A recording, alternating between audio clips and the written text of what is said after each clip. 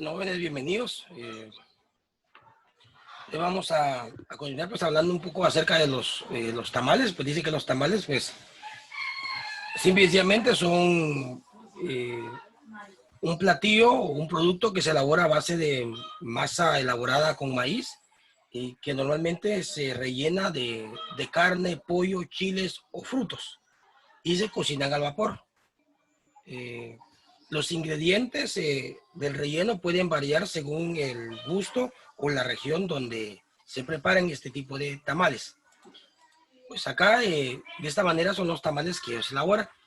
Normalmente es una plancha de masa la que hacen, colocan el relleno adentro y luego enrollan, luego cortan los pedazos y ya se hacen los famosos tamales mexicanos. Pues acá yo coloqué unos que están envueltos en hoja de maíz, pero también se puede elaborar con hoja de bijao, de machán, de sal. Hay una hoja que también ellos usan que le llaman hoja de zanahoria, que no tiene que ver nada con la zanahoria que nosotros normalmente conocemos, pero que también de eso se elaboran tamales. Pueden ser tanto de sabor dulce, sabor salado, sabor picante o sabor agridulce. Va a depender del lugar o la región donde se produzca el tamal. Así es cómo se va a elaborar el tamalito este, que es elaborado a base de masa, vuelvo a repetir, de maíz. Entonces sería este. Vamos a hablar un poco acerca del pozole. Este plato era consumido en la época prehispánica por emperadores y altos sacerdotes. O sea, digamos que era un plato que no cualquiera lo podía comer, sino que solo personas importantes en la época prehispánica. O sea, en los antiguos aztecas, el que comía pozole era porque era una persona importante, porque tenía poder, tenía poderío dentro de la cultura, en este caso azteca. Entonces, no cualquiera podía comer o comía pozole en esa época. Algunos antropólogos señalan que este era uno de los platillos ceremoniales. Imagínense, hasta ese nivel llegaba el preparar o el consumir en esa época este platillo que era el famoso pozole, que incluía en su preparación la carne de la, digamos que, vitinas, víctimas de sacrificio. ¿Qué quiere decir? Que en este plato que se llamaba pozole, pues las víctimas que se sacrificaban, perdón, o sea, los humanos, porque digamos que las culturas aztecas, como las mayas, pues tenían esa tendencia de hacer sacrificios a sus dioses. Entonces dice que el pozole, dicen algunos antropólogos, no está confirmado, pero que antiguamente este platillo se elaboraba con la carne de las víctimas que se sacrificaban hacia los dioses. O sea, era un plato, un platillo que se elaboraba con carne humana, Y luego pues la consumían los grandes sacerdotes y los emperadores. O sea, en este caso como que ellos en esa época practicaban el canibalismo. Son hipótesis, no es nada comprobado, pero ¿por qué? Porque son hipótesis que han ido haciendo los antropólogos. Pero como vuelvo a repetir, no es algo que esté confirmado, pero se lo leo porque es parte de lo que cuenta la historia del pozole. Posteriormente se siguió preparando utilizando principalmente carne de cerdo.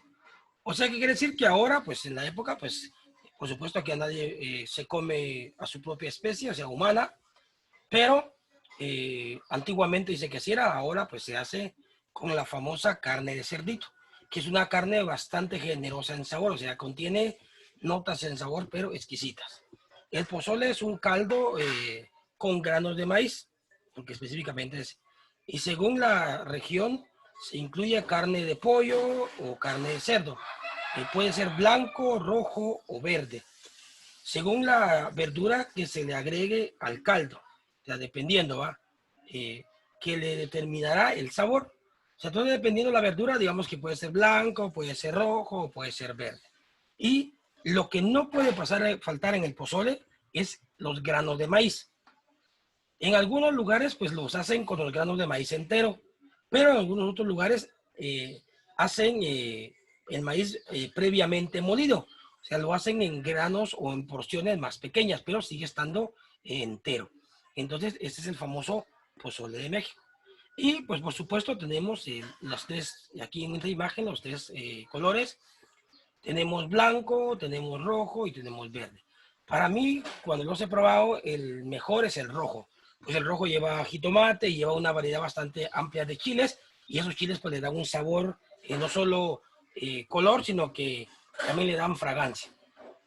El blanco pues lleva productos más que todo claros que no vayan a manchar el caldo. Por ejemplo, lleva nabo, lleva whiskiles, colores que son bastante pálidos. Y por supuesto que en este se le agrega masa. ¿Por qué? Porque la masa le da esa tendencia de color blanca. Y el verde se le agregan algunas hierbas y chiles verdes, o sea, frescos. Y así es pues como sale el pozole mexicano. Literalmente es un caldo, o podríamos decirle un caldillo que está hecho a base de carne de cerdo. En algunos lugares le agregan pollo, pero normalmente se hace con cerdo. Vamos a ver que es un caldillo de cerdo. Y el ingrediente que no puede faltar en ese caldillo va a ser el maíz, porque si no tiene maíz, no es pozole. ¿De acuerdo? No sé si alguien quisiera agregar o comentar algo acerca del pozole mexicano. ¿Nadie? Sí, chef, Por una favor, Mari. pregunta. Diga. ¿El maíz es un nixtamal o se cose durante el proceso o ya con recado? ¿Y qué textura es? ¿Es como un tipo de caldillo o Es un, ya es como recado? es un caldillo. Ujú. Es un caldillo. No es tan ralo como un caldo, pero tampoco tan espeso como un recado. Lo vamos a comparar con el caquic nuestro, Ajá, eso más o con menos. el cacique. Con el caquic, así es. Y el maíz se puede usar de dos formas. Se le Ujú. da un golpe de cocción y se pela con cal o con bicarbonato, pero no se cocina. O sea, solo se pela. O sea, se le quita nada más en la cáscara y se Ujú. termina de cocer en el caldo. Mm, ya, entonces no se hace así en el nixtamal en sí, No, prácticamente. por, sí, Solo se pela. solo se pela. Le explico por qué. Porque lo que Ajá. queremos es que cuando el maíz esté hirviendo dentro de la sopa o dentro del caldillo, pues le dé cuerpo. O sea, lo que le da cuerpo es el Va a ser maíz. la liga, que todo su elemento de ligazón. Así es. Entonces aprovechamos ese recurso que ya tenemos ahí, que es el almidón que contiene el maíz. Entonces ya no tenemos que agregarle ningún tipo de espesante. Así es, Mari. Que entonces eso es lo que nos va a servir. ¿Con qué tipo de carne sale mejor? ¿O con qué tipo de carne lo hacen específicamente ellos?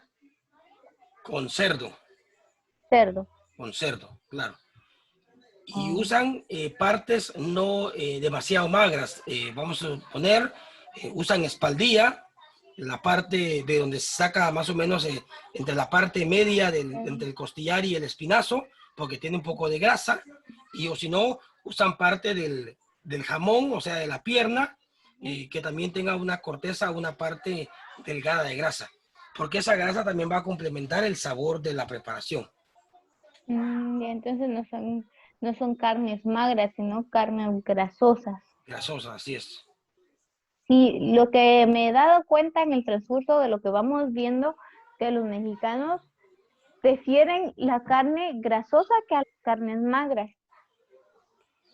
Me he dado cuenta que la mayoría de preparaciones, así como los tacos, prefieren carnes grasosas y cocinan con mucho cerdo.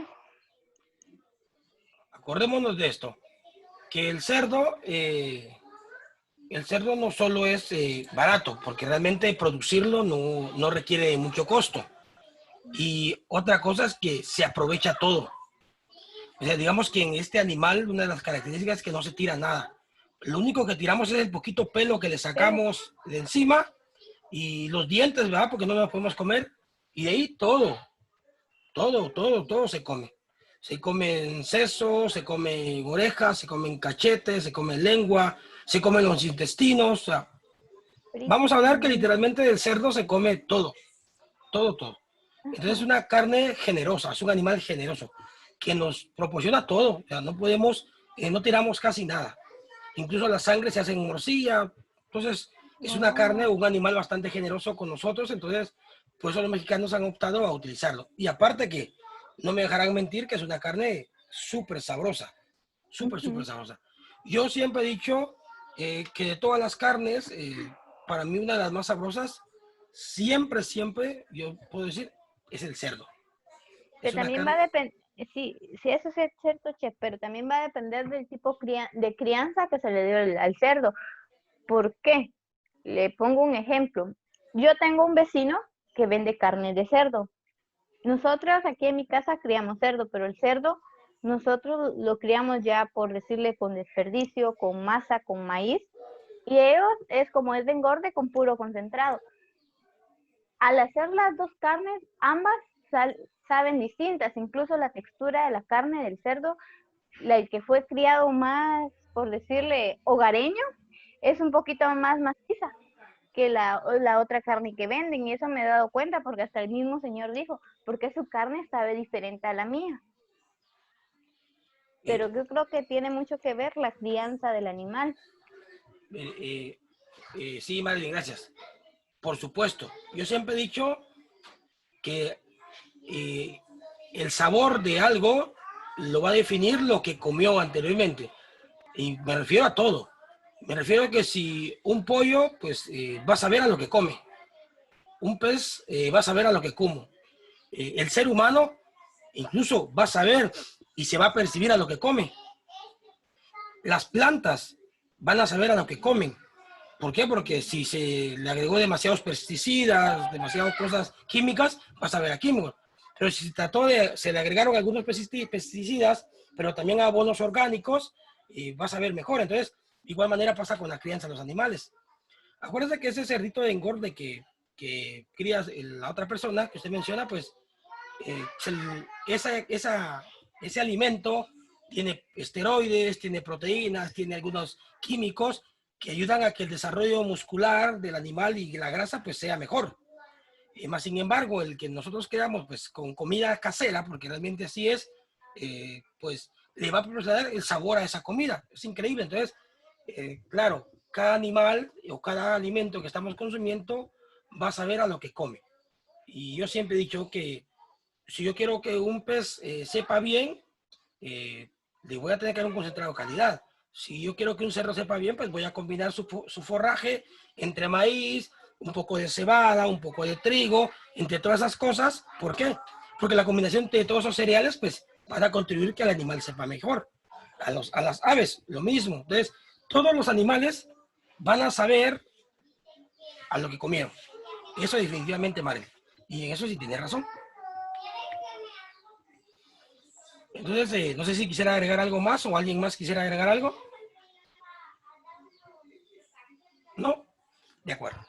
Entonces pasamos a la siguiente. Y vamos a pasar a la barbacoa. Dice que la barbacoa es de carne de borrego, cocinada al vapor, forrada por hojas de maguey. Entonces, en un pozo, porque realmente eso es. Entonces, similar a lo que nosotros hicimos cuando hicimos aquí a nuestra barbacoa. Lo único que no teníamos hoja de maguey, por supuesto. Pero ¿qué dice? Que el borrego pues se despoja, o se sacrifica, se corta en piezas, se le agrega un adobo y ese adobo se le agrega canela porque realmente lleva canela en raja. Debajo de ese animalito ya adobado se coloca una olla con agua. Esa olla con agua pues tiene sabor, tiene sal, tiene pimienta, tiene especias aromáticas, incluso la barbacoa mexicana dentro de ese caldo que va a ser el sabor, el que le va a dar, digamos que el sabor a la barbacoa cuando ya se saque y también la que le va a ayudar a mantener hidratada la barbacoa, le agregan un producto que se llaman hojas de aguacate, que es un aguacate por supuestamente aromático, pero que solo se produce en México. Entonces, todos esos condimentos se van a impregnando en el animalito, en este caso el borrego. Entonces, todos esos ingredientes se colocan dentro de ese pozo. Que en México, pues normalmente en las casas tienen un hoyo abierto que es de barro, o en algunos otros lugares, pues ya tienen hecho el pozo, hecho con ladrillo tayuyo. Entonces, se agrega el animal sobre esa parrilla donde está esa agua y se tapa con hoja de maguey. Y luego sobre la hoja de maguey se le agrega la tierra y dejarla cocinar. Los mexicanos dicen que depende, hay barbacoas que se cocinan en 8 horas, barbacoas que se cocinan en 10 y barbacoas que se cocinan hasta en 24 horas. Dependiendo del tipo de juego, el tamaño del animal, etcétera, sucede mucho. ¿Cuándo sabemos si ya está listo? Aparte de que por el tiempo y la experiencia es que la carne se desprende con facilidad del hueso. O sea, esa es decir, la barbacoa está perfecta. Cuando la carne se desprende sin esfuerzo del hueso. O sea, solo usted coge un trozo de carne y se desprende automáticamente del hueso. Pues este es un plato típico de la cocina mexicana y es muy popular en todo el país. Si bien es específicamente originario de Hidalgo, porque realmente dice que la barbacoa de ahí es origen. ¿Por qué? Porque es uno de los lugares donde más maguey produce. Entonces, pues, la gente de campo tiene como los días domingos o el día que descansan o los días de asueto, pues bueno, vamos a matar un borreguito y por supuesto que lo vamos a preparar en barbacoa. Entonces, en Hidalgo es como que popular esa parte, es popular. ¿Y de qué manera se come? Pues en la barbacoa se come en tacos, no se puede comer de otra manera. Entonces se comen tacos, se cogen y ya cuando la carne está cocinada y se sirven sobre tortillas. O lo más habitual es que se coloque el cacharro con toda la carne que se desmenuza sola, porque no la desmenuza uno, y se va cogiendo la carne y se va comiendo y pues la gente dice que en México tiene la capacidad de comerse hasta 20, 30 tacos con barbacoa. Por supuesto que son tortillas pequeñas, pero el punto que quiero llegar es que es un plato que en el campo es común. Normalmente la gente de campo lo prepara, como voy a repetir, en los días de asueto o fiestas o para sus días de descanso, que normalmente, pues como igual aquí en Guatemala, pues son los días domingos. Esta forma de preparar, de cómo resultado una carne muy suave, eh, digamos que, como voy a repetir, al preparar este borrego de esta manera, pues la carne queda súper, súper suave. Suave, suave. Entonces, y aparte de suave, queda con bastante sabor. Queda concentrada de condimentos porque todos los sabores que estaban dentro de ese jugo, más el adobo que se le hizo a la barbacoa, pues quedó perfecto. La barbacoa mexicana siempre lleva naranja agria. Es uno de los ingredientes que caracteriza este plato. Este plato, que voy a repetir que es la barbacoa mexicana, que siempre, siempre se come en forma de taco. Además, los jugos que suelta en su cocción dan un consomé que se acompaña con garbanzos. O sea, quiere decir que aparte de que la barbacoa ya hace ese consomé, ese caldo, se come como, digamos que como una, vamos a hablar como una sopa, acompañado de garbanzos, verduras para acompañar la carne. Entonces, también la barbacoa, dentro de ese consomé se cocinan algunas verduras, algunos garbanzos, que nos sirven para acompañar la carne del borreguito que ya está cocinada. Y que al final nos queda de esta manera. Miren, acá pues está el borreguito metido en el pozo, pues ya está cocinado. En la parte de abajo hay una olla que recibió el consomé, donde hay vegetales que van a acompañar al borreguito que está de esta manera, con su cebolla picada, su cilantro, su limoncito, sus tortillas y el caldillo para acompañar, que queda exquisitamente deliciosa. No sé si alguien quisiera agregar algo acerca de la barbacoa, No, agregar noches, pero preguntar. por favor. Eh, por, Me causó mucha intriga cuando dijo que la barbacoa solo se podía servir en tacos. ¿Por qué? ¿Por qué? Porque como es una carne desmenuzada, o sea, digamos que ellos lo comen de esa manera. Cuando se saca aquí pues está servido en un plato, pero normalmente en el campo se saca el borrego del foso o de la fosa o del pozo, se sirve en un cacharro, en una bandeja y ya la gente de campo pues va cogiendo los trozos de carne a la tortilla directamente, caldillo, vegetales y va para adentro. De esa manera, o sea, se come de esa manera como que más hogareña, más campechana. No es tanto como Ujú. que, por supuesto que en restaurantes se sirve también, y ya se lo sirven más elegante y todo, pero habitualmente la gente de campo lo come de esa manera. Y acuérdense que todo aquello que rellene una tortilla, esta barbacoa se convierte en un taco, porque está sirviendo de relleno de una tortilla y se convierte literalmente en un taco. Por eso lo dije de esa manera. Ya. Sí se podría utilizarlo como por decirle, en hacerlo en otro tipo de preparación, hacer la barbacoa, pero utilizarlo para otra cosa, por decirle, hacer un tipo sopa que sea como una guarnición o algo. Sí, claro. Usted, digamos que si usted viene y digamos que quiere preparar una sopa y que como guarnición lleve el barbacoa, perfecto, claro que puede ser.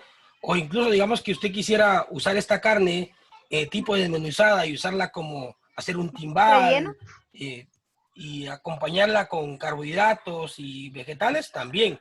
O como usted mencionaba, la quiero utilizar para hacer un relleno. O sea, el uso se puede utilizar para lo que usted quiera. Pero yo hablo que en México, pues normalmente lo comen de la manera que lo digo, en Ujú, tacos, tacos. en tacos. Pero sí, claro, usted como cocinera, usted como chef, va innovando y va creando cosas nuevas de algo que ya existe. Y eso de eso se trata realmente la gastronomía, de eso se trata realmente la cocina. Así es, Maril. Sí, ve que en sí esa carne, nosotros cuando la hicimos, quizás no fue tan tradicional como México, pero realmente me gustó el sabor que tenía y la ternura de la carne, o sea, era una carne jugosa, no perdió sus jugos al momento de la cocción.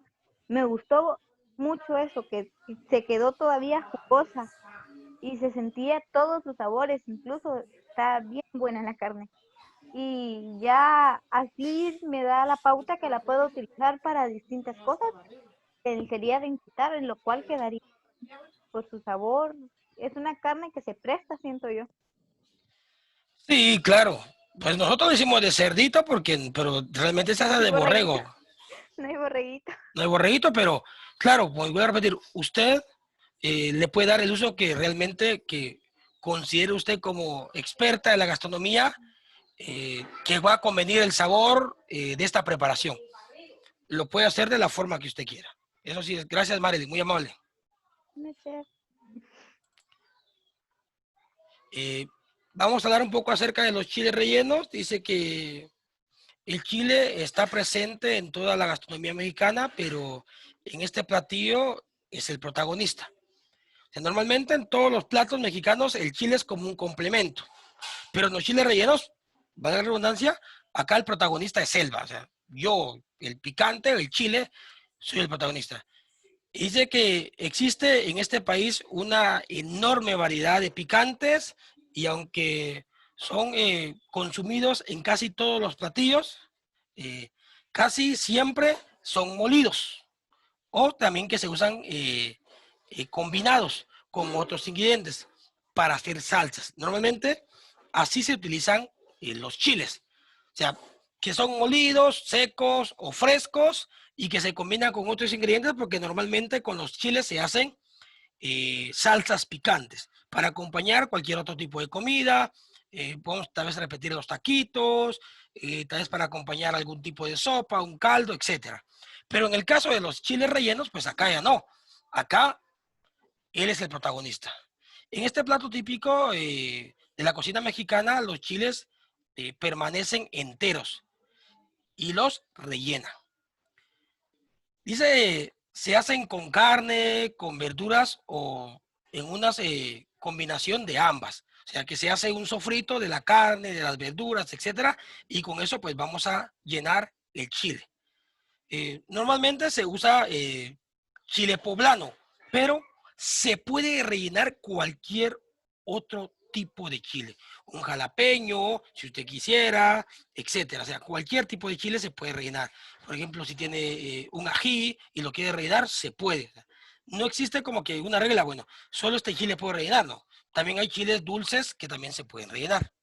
Entonces, usted lo rellena cuando quiere. Y normalmente se cubren con una salsa, este tipo de chiles. Dice que el más popular de todos los chiles rellenos es el chile en nogada. Ese es normalmente el chile relleno más popular en México.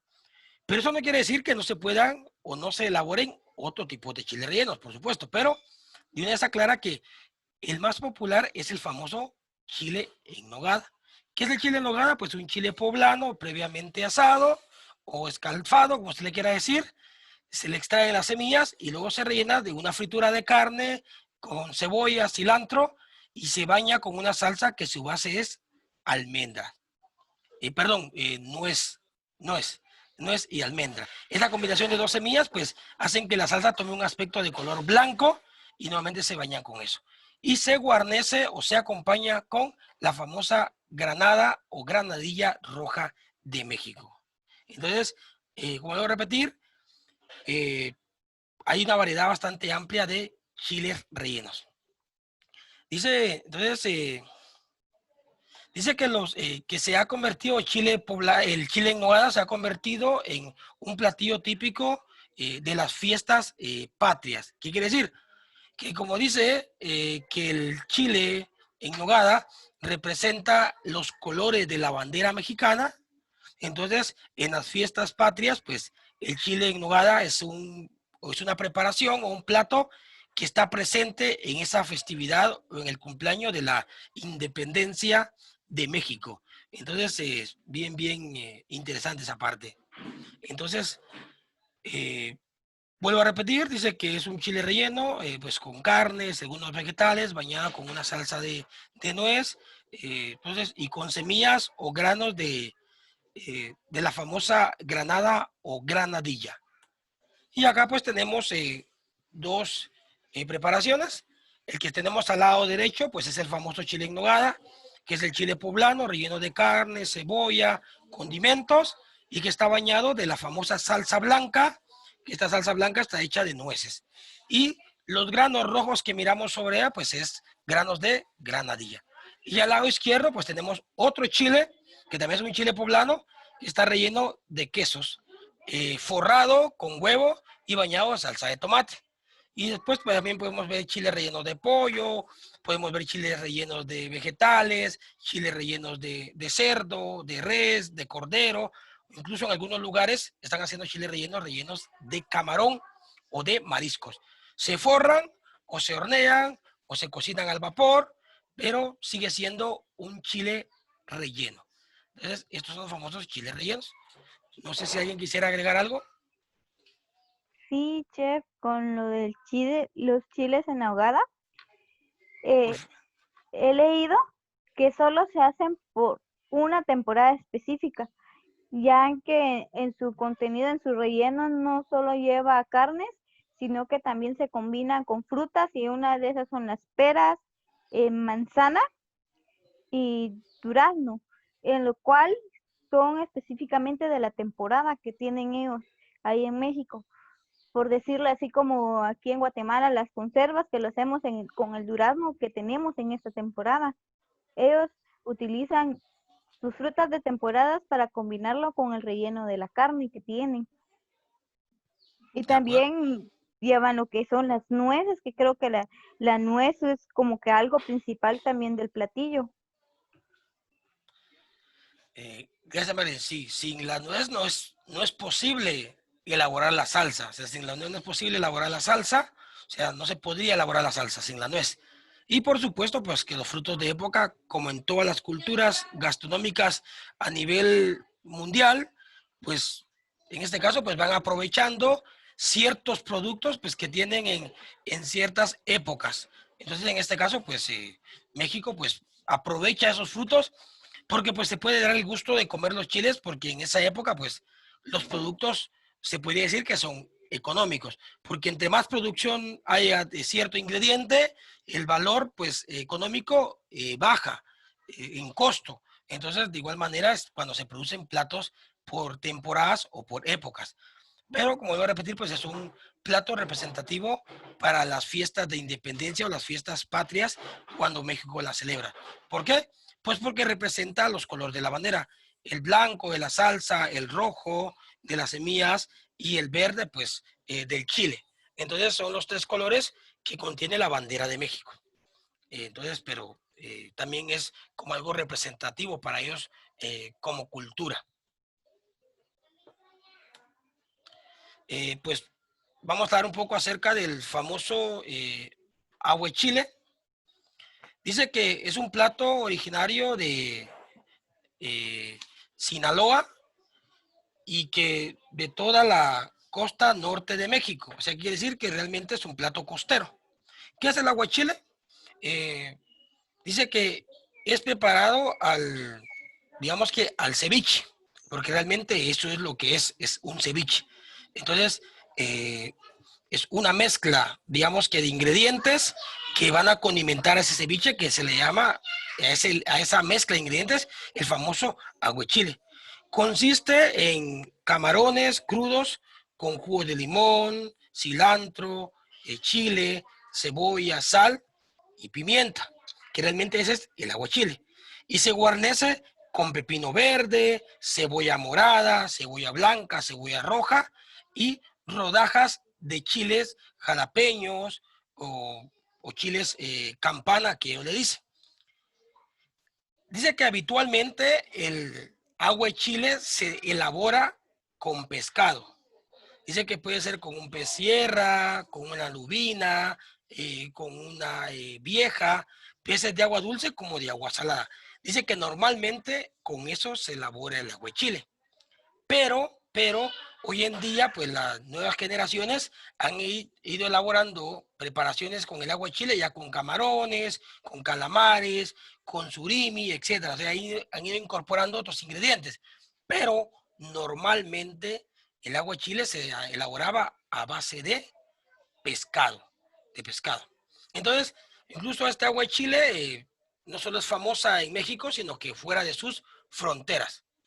La verdad, yo le soy sincero, no veo algo así como que, digamos, algo súper extraordinario en esta preparación, pero a la gente que es amante de la acidez y a la gente que es amante de lo picante y a la gente que es amante de los mariscos, pues es un plato que queda excepcional para ellos. Y no sé si alguien quisiera comentar, porque esto del agua de chile, pues la mayoría considero que también lo conocen, En lo personal, a mí casi no me gusta. ¿de Solo acuerdo? estoy comiendo agua con picante y como no consumo mucho picante, no es tan extraordinario para mi paladar porque solo como unas cuantas cucharadas y es para que mi paladar ya no aguante. Sí, pues es muy sensible, Sí, de acuerdo. Gracias, Mari.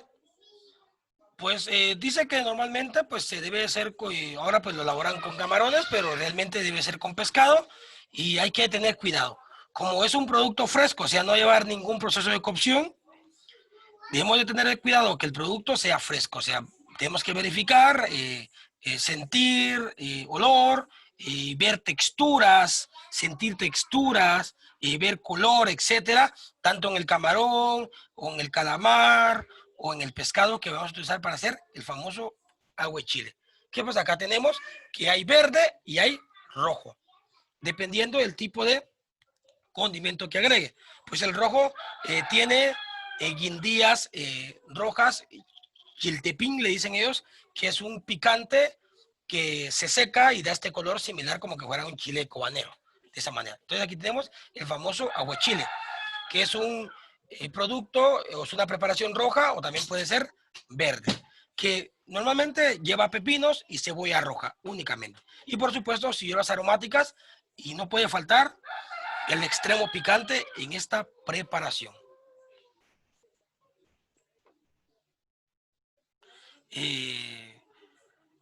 Otro de los platillos famosos de México, la famosa cochinita pibil. La cochinita pibil yo me atrevería a decir que es como que una versión de la barbacoa, solo que con cerdo, ya no con borrego. Dice que la cochinita pibil consiste en una carne de cerdo deshuesada, adobada en achote y envueltas en hoja de plátano. Solo que acá en lugar de envolverla en hoja de maguey, pues la envolvemos en hoja de plátano. Porque también se hace o se cocina enterrada. Se cuece en un horno eh, hundido, o sea, ¿qué quiere decir? En la tierra. Aquí se hace un hoyo o la gente ya tiene sus pozos hechos de ladrillo talludo. Es un plato típico de las regiones de Yucatán. O sea, la cochinita pibil realmente es de Yucatán. Y como vuelvo a repetir, es una carne adobada de cerdo, solo que esta carne de cerdo se debe marinar por lo menos 48 horas antes. ¿Por qué? Porque esas 48 horas van a servir para que el cerdito pues logre adaptar o percibir la mayor cantidad de sabor del adobo que se le agrega. O sea, es una cosa pero espectacular. Otra cosa también importante de la visita pibil, pues, que habitualmente se come también en tacos. Casi siempre se comen tacos. ¿Se puede comer de otra manera? Claro, pero se hace la cochinita pibil y todo se saca, se sirve dentro de la hoja de plátano, se abre en la mesa y cada quien va cogiendo partes del cerdo para acompañar sus tortillas. Y se vuelve, como voy a repetir, se sigue convirtiendo en un taco. Se acompaña con cebolla morada marinada en naranja agria y salsa de habanero. O sea, aquí es una de las características que lleva salsa de habanero. Igual, entonces, coge la carne, la tortilla, la cebolla con naranja agria y la famosa salsa de habanero y va para adentro. Ya tenemos taquitos de cochinita pibil. Entonces, es una preparación fácil, pero muy, muy sabrosa. Se sirven tacos y en tortas, ¿sí? O sea, en tortas, que sea dentro de un pan. Se prepara en toda la República, o sea, casi en todo México la gente prepara cochinita pibil. El sabor que da los ingredientes típicos de las regiones es indiscutible. O sea, quiere decir que aunque se prepara en otros lugares de México, o no, que se prepare fuera de México, los mexicanos siguen diciendo que no va a saber igual. Por supuesto, porque cada ingrediente producido en su propia región, pues va a saber diferente a otro tipo de culturas. Y esto pues es lo que tenemos de la famosa cochinita pibil. Y pues ahí culminamos lo de la explicación del día de hoy de los platos preponderantes de la o representativos de la cocina mexicana. No sé si alguien quisiera agregar o comentar algo.